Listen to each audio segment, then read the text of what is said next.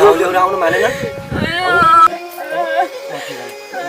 म आफै भए पनि बुझ्न ल बाबु यहाँ आऊ ल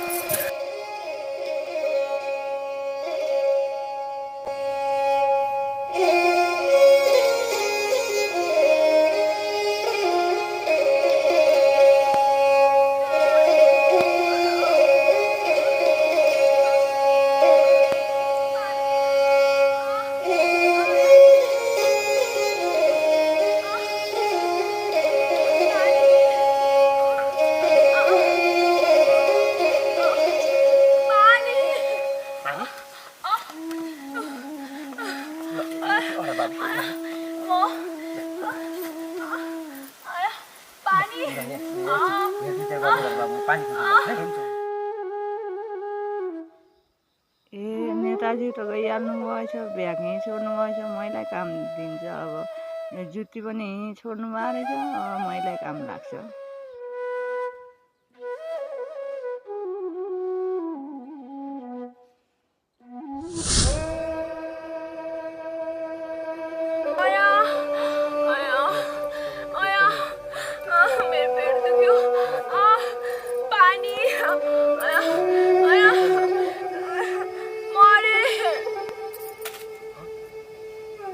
नेताज्यू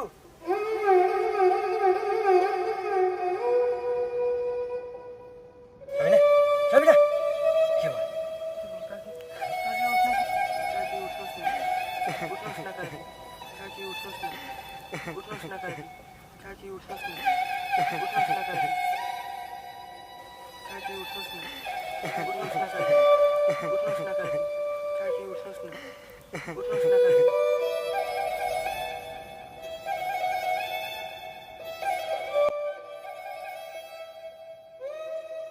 किन पिर गर्नुभएको नेताज्यू यसरी उपचार नपाएर बिकालमा मर्ने तपाईको श्रीमती मात्र होइन यो गाउँमा यस्ता धेरै छ यो सब तपाईहरु जस्ता नेताले गर्दा भएको हो नेताज्यू भोट माग्न आउँदा के कुरा भन्नु भएको थियो एकचोटी सम्झिनुस् त यदि ती सबै कुरा पुर्याएको भए आज यो अवस्था आउने थिएन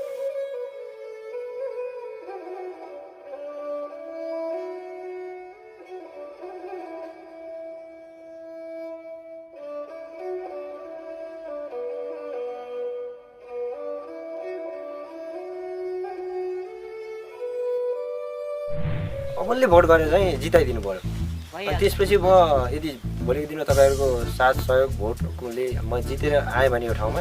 एकदम यो ठाउँको लागि म राम्रो कामहरु गरेर देखाउने छु खानेपानी बिजुली बत्ती मोटर बाटो लगायत अन्य स्वास्थ्य क्षेत्रहरुमा मैले सक्दो कोसिस गर्नेछु अब धेरै नरुनुहोस् नेताज्यू भाउजूलाई केही पनि भएको छैन यो सब भाउजूले र मैले मिलेर तपाईलाई चेताउनको लागि नाटक गरेका होइन त भाउजू हो नि म एउटा नेताकी श्रीमती भएर जनताको ठाउँमा बसेर यो सब नाटक गरेकी त्यसैले हरेक नेताले विकट गाउँठाउँ र दुखी जनताहरूको दुःख बुझेर गाउँको विकास गरौँ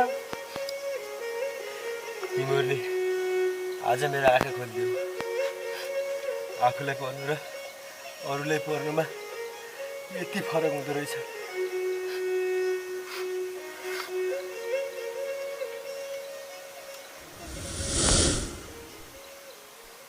अब मजाले गाउँको विकास गर्ने